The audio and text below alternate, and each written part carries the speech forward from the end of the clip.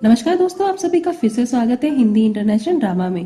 दोस्तों आज शुरू करते हैं द ग्रेटेस्ट मैरिज का एपिसोड 4, जिसमें हम देखते हैं कि न्यूज खत्म होने पर चोंग यूं खड़े होने लगती है, पर उसे पेट में इतना दर्द होता है कि वह वहीं गिर जाती है। न्यूज रूम में खड़े सब लोग चा की मदद के लिए उसके पास आने लगते हैं, पर जो युन चो उन्हें दूर रहने को कहता है।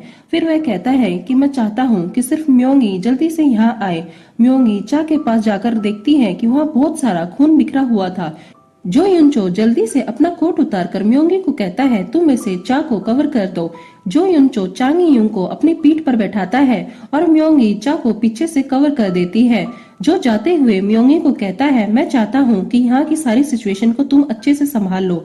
चांगी युंग को भागते हुए वह बाहर की ओर लेकर जाता है। वहाँ सभी खड़े लोग यही बात करते हैं कि अब तो सच में लग रहा है कि चांगी युंग जरूर प्रेग्नेंट है। चांगी युंग जो युनचो को अपना डॉक्टर का एड्रेस बताती है। जो कहता है लेकिन तुम्हें अपने होने वाले पति को यहाँ बुला लेना चाहिए, जिसे सुनकर चोंग यूंग गुस्सा हो जाती है और वह टैक्सी को रोकने के लिए कहती है। जो ड्राइवर को टैक्सी न रोककर जल्दी से चलने को कहता है और चा को कहता है मैं तुम्हें बिल्कुल भी समझ नहीं पा रहा हूँ। वही न्यूज रूम को म्योंगी साफ कर देती है। तभी वहाँ पार्क तेयन आ जाता है और चांग यूंग को देने के लिए एक पेन ड्राइव देता है, जिसमें बुक की सारी जानकारी थी। म्योंगी पार्क को बताती है कि चा को बहुत सारी ब्लीडिंग हो रही थी। पार्क सुनकर घबरा जाता है और म्योंगी से कहता है कि मुझे बताओ कि वह किस हॉस्पिटल में गई है, और जाते हुए कहता है कि अब से तुम्हें मेरे साथ कोई काम करने की जरूरत नहीं है। हॉस्पिटल पहुंचने पर जो युनचो चा को फिर से अपनी पीठ पर बैठाता है और भागकर हॉस्पिटल में लेकर जाता है। उसी समय कोई उनकी फोटोज भी खींच रहा था। जो युनचो चिल्लाते हुए डॉक्टर को कहता है डॉक्टर इसका बहुत खून बह रहा है, और अंदर की ओर भागता है। डॉक्टर रूम में ले जाकर चा का खून साफ करते हैं। तब भी दर्द से वह बहुत चिल्ला रही थी। जो युनचो भी चा को बाहर से खड़ा देख रहा था। डॉक्टर चा के बच्चे को चेक करते हैं। जो युनचो चा के रूम में आता है और गुस्से में कहता है तुम्हें पता है कि तुम प्रेग्नेंट हो, फिर भी तुम हील की चप्पलें पहनकर घूम रही हो। चा डॉक्टर से पूछती है क्या मेरा बच्चा ठीक है। डॉक्टर बताते हैं बच्चा बिल्कुल ठीक है। जो युनचो कहता है कि सिर्फ यही ऐसी सिचुएशन में ठीक हो सकता है, नहीं तो कोई भी ऐसी सिचुएशन में जिंदा नहीं रह पाता। डॉक्टर कहते हैं तुम जरूर जो युनचो होगे। तभी जो युनचो कहता है डॉक्टर तुम मत समझना कि इस बच्चे का पिता मैं हूँ। डॉक्टर चा को आज रात हॉस्पिटल में ही रहने को कहते हैं। फिर वार्ड में जाने पर जो युनचो भी चा के साथ उसके बच्चे की फोटो देख रहा था और वह कहता है क्या यह एक एलियन है, क्योंकि इसमें इंसान का कोई भी हिस्सा नहीं दिखाई दे रहा है।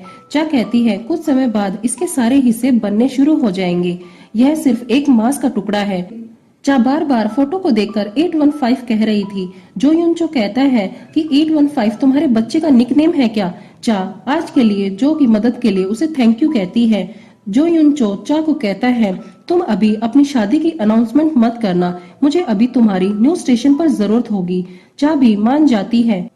तब तक पार्क भी हॉस्पिटल आ जाता है और चा के बारे में पूछता है। नर्स को ऑर्डर थे कि वो किसी को चा के बारे में नहीं बताए, इसलिए वह चा के बारे में नहीं बताती। पार्क जबरदस्ती अंदर जाकर हर कमरे में चा को ढूंढने लगता है। कुछ देर बाद उसे चा मिल जाती है और वह चा के कमरे में घुस जाता है। चा नर्स को कहती है इसे अंदर आने दो, मैं इसे जानती हूँ। अंदर आने पर पार्क कहता है तो तुम्हें अबॉर्शन कराने की सजा मिल रही है। चा कहती है अबॉर्शन कराने पर ऐसा कभी कभी हो जाता है। पार्क कहता है चा तुम मुझे झूठ बोल रही हो, क्योंकि मैंने इंटरनेट पर चेक किया है कि प्रेगनेंसी में ब्लीडिंग होने लगती है। फिर पार्क कहता है अगर तुम चाहती हो कि हम लोग ब्रेकअप कर ले तो मैं तुमसे ब्रेकअप कर लेता हूँ। ये सब बातें म्योंगी वार्ड के बाहर खड़ी सुन रही थी। पार्क कहता है चा मैं नहीं चाहता कि ब्रेकअप के बाद तुम इस बच्चे को लेकर मेरे पास आओ और कोई नाटक करो। चा कहती है ऐसा कभी भी नहीं होगा और मुझे पता है कि तुम उस बेकार औरत म्योंगी की तरह लोगों से डेट करना चाहते हो। पार्क कहता है म्योंगी उस जैसी औरत को मैं कभी भी डेट नहीं करूंगा।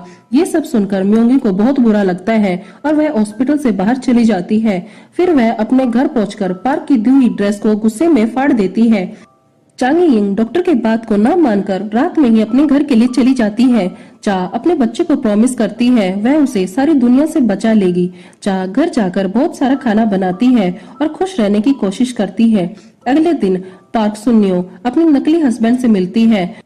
उसका नकली हस्बैंड सुन्यो को जौ और चा की हॉस्पिटल की पिक्चर्स दिखाता है, जिन्हें देखकर सुन्यो बहुत हैरान हो जाती है। वह आदमी बताता है कि जो को परेशान देखकर ऐसा लग रहा था कि वह औरत उसके बच्चे की माँ बनने वाली है। सुन्यो कहती है नहीं, ऐसा नहीं हो सकता। फिर सुन्यो चा की दोस्त से मिलने जाती है, जो इत्तफाकन सुन्यो की भी दोस्त थी। वह उसे चा के बारे में पूछती है। पहले तो वह प्रेगनेंसी को मना कर रही थी, फिर वह कहती है कि हाँ, मुझे पता था कि चा प्रेग्नेंट है, लेकिन मैं नहीं जानती कि उसके बच्चे का पिता कौन है। चा की दोस्त चा को फोन करके बताती है कि सुन्यो को उसकी प्रेगनेंसी के बारे में पता चल गया है।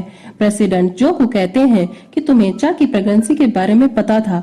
जो युनचो पहले तो बहुत मना करता है, लेकिन कहता है हाँ, चांग युंग प्रेग्नेंट है और आपको फिक्र करने की जरूरत नहीं है, मैं सब संभाल लूंगा।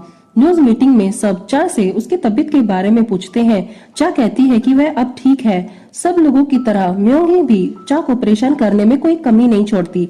वह कहती है कि तुम सब लोगों को लगता है कि चांग प्रेग्नेंट है तो वह यह दवाई कभी नहीं खाएगी। चा कहती है मुझे किसी को कुछ प्रूव करने की जरूरत नहीं है और मैं कोई गोली नहीं खाने वाली।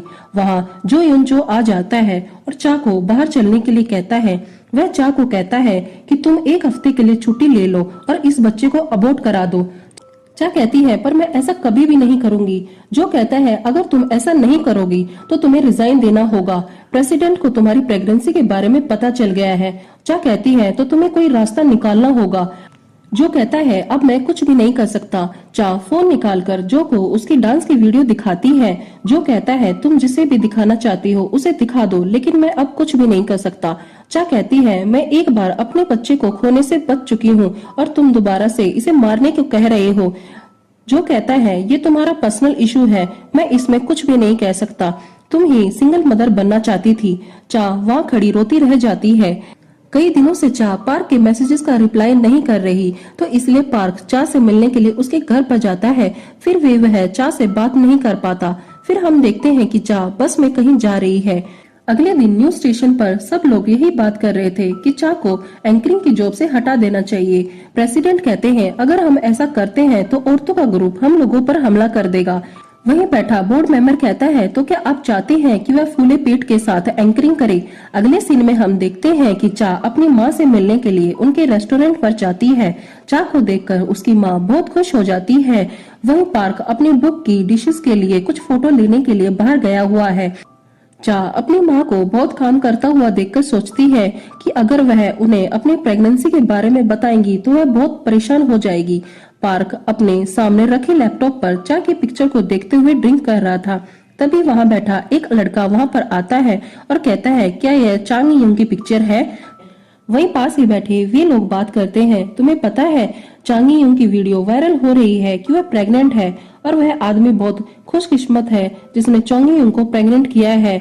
इन सब बातों को पार्क वहीं बैठा सुन रहा था। चा अंदर कमरे में लेटी हुई थी।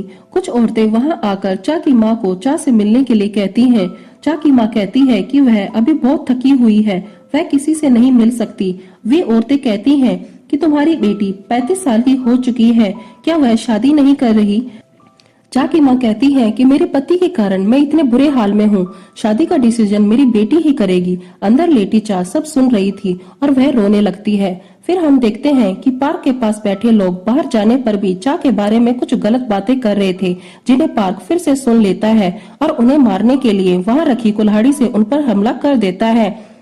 पार्क बहुत नशे में था और वे तीनों लोग पार्क को बहुत मारते हैं। कीचड़ और खून से लथपथ पार्क चा को फिर से कॉल करता है और वह फिर से पार्क का फोन नहीं उठाती। पार्क जोरों से चांग यिंग चिल्लाने लगता है। फिर वह म्योंगी को कॉल करके उसे अपना एड्रेस देकर उसे आने के लिए कहता है। म्योंगी वहां जाकर पार्क की बुरी हालत को देखती है। तब भी पार्क चांग युंग बार बार दोहरा रहा था। म्योंगी पार्क के कपड़ों को निकालकर उन्हें धोती है और पार्क के सारे शरीर को कपड़े से पोंछती है। पार्क को होश आता है और वह म्योंगी को देखकर बहुत हैरान हो जाता है। म्योंगी पार्क को बताती है कि उसी ने उसको कॉल करके अपना एड्रेस देकर वहां आने के लिए कहा था। पार्क कहता है कोई भी तुम्हें नशे में बुलाएगा और तुम उसके पास चली जाओगी। म्योंगी कहती है तुम कोई भी नहीं हो, मैं तुमसे प्यार करती हूँ, इसलिए मैं तुम्हें देखने के लिए आ गई। म्योंगी कहती है कि मुझे पता है कि तुम इतने दुखी क्यों हो, क्योंकि एंकर चा ने तुम्हारे बच्चे को अबॉर्ट करवा दिया है। पार्क कहता है तुम्हें इस बारे में कैसे पता। म्योंगी झूठ कहती है कि मैंने ही एंकर चा को उस हॉस्पिटल के बारे में बताया था जिसमें उन्होंने अबॉर्शन कराया है। पार्क कहता है तुमने हॉस्पिटल के बारे में बताया था। म्योंगी फिर से झूठ कहती है हाँ, क्योंकि एंकर चा वहाँ अकेले जाने से डर रही थी, इसलिए उनके साथ मैं भी हॉस्पिटल चली गई थी। जब वह अबॉर्शन करवा रही थी तो उस टाइम वे बिल्कुल भी नहीं रो रही थी। वह बहुत टफ औरत है। पार्क चा पर बहुत गुस्सा हो जाता है। फिर म्योंगी पार्क को गले लगा लेती है। पार्क उसे खुद से दूर करने के लिए धक्का मारता है। म्योंगी गुस्से से बाहर जाने लगती है। पार्क उसका हाथ पकड़कर रोककर कहता है तुम इतनी रात कहाँ जाओगी। म्योंगी पार्क को कहती है तुम मुझ पर यकीन नहीं कर रहे, मैं चोंगी यूं की तरह नहीं हूँ। दूसरी ओर चा और उसकी माँ एक साथ लेटी हुई थी। चा अपनी माँ से कहती है कि आपने डैड से शादी क्यों की। चा की माँ कहती है मुझे नहीं पता था कि तुम्हारे डैड से शादी करके मुझे इतनी दिक्कतों का सामना करना पड़ेगा। चा कहती है मुझे अपनी छोटी उम्र में ही लगता था कि आप दोनों का डिवोर्स हो जाएगा। चा की माँ कहती है जब तुम्हारा कोई बच्चा होगा तो तुम सब समझ जाओगी मैं तुम्हारे डैड के साथ क्यों रहती थी। बस तुम अपने पिता जैसे आदमी को मत ढूंढना। चा तुम अब 35 साल की हो गई हो, तुम्हें शादी कर लेनी चाहिए। तभी चा के पास म्योंगी का फोन आता है। वह चा को झूठ कहती है कि वह पार्क के साथ आज सोने जा रही है और वह कुछ टिप्स मांगती है, जिसे सुनकर चा कहती है तुम्हें ये सब पार्क तियोंग से ही पूछना चाहिए। अगली सुबह चा बाहर घूमने जाती है।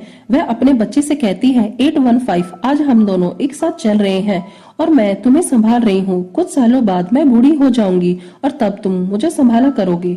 फिर वह अपना फोन निकालती है और जो युन चो को प्रेस कॉन्फ्रेंस रखने को कहती है। जो हैरान होकर कहता है कहीं तुम रिटायरमेंट की अनाउंसमेंट तो नहीं करने वाली हो। चा बिना कुछ कहे फोन रख देती है। फिर चा अपने घर के लिए निकल जाती है। चा अपनी माँ को कहती है कि आप कल मेरी न्यूज टीवी पर जरूर देखना और अपनी माँ के हाथों में एक लिफाफा देकर बस में जल्दी से चढ़ जाती है। चा की माँ देखती है कि उस लिफाफे में बहुत सारे पैसे थे। वह जल्दी से बस में चढ़ती है और वापस चा को लिफाफा दे देती है। चा अपनी माँ को देखकर रो रही थी, क्योंकि उसे पता था कि कल के बाद सब बदलने वाला है। अगले दिन प्रेस कॉन्फ्रेंस के दौरान सब लोग इकट्ठे होते हैं। चांग यूंग भी प्रेस के सामने आ जाती है। वह सबको बताती है कि वह माँ बनने वाली है। तभी एक रिपोर्टर पूछता है कि इस बच्चे का पिता कौन है। चा उन्हें बताती है कि मैं सिंगल मदर हूँ, क्योंकि मैं हॉस्पिटल से स्पर्म डोनर के जरिए से प्रेग्नेंट हुई हूँ। तो दोस्तों आज के सिर्फ इतना ही। आगे मिलते हैं एपिसोड 5 में। अगर आपको आज की वीडियो पसंद आई है तो लाइक और सब्सक्राइब जरूर कीजिए।